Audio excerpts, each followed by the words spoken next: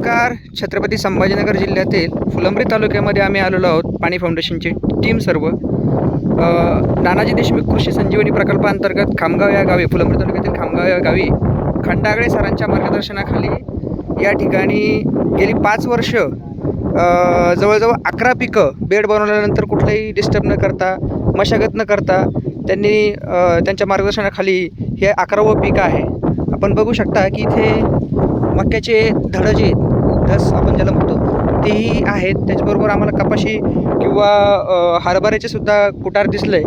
आणि आपण बघू शकता, आमची सगळी टीम बघतोय की हा जो प्लॉट आहे हा अतिशय उत्तम आहे. सेंद्रिय कर्ब याचा 2.4 वाढलेला आहे. इकडचं शेजारचं शेत आपण बघू शकता, हे 2 वेगवेगळे मालक आहे.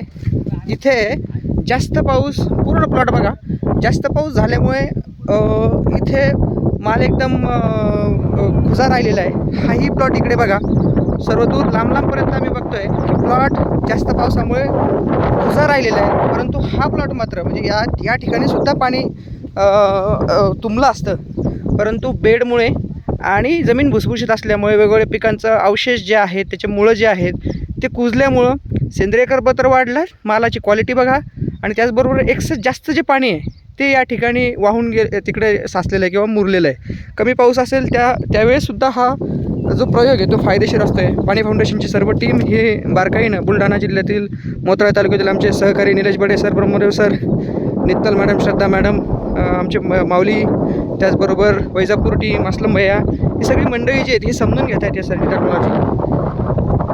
तर बघा हा फरक किती मोठा फरक आपल्याला दिसतोय.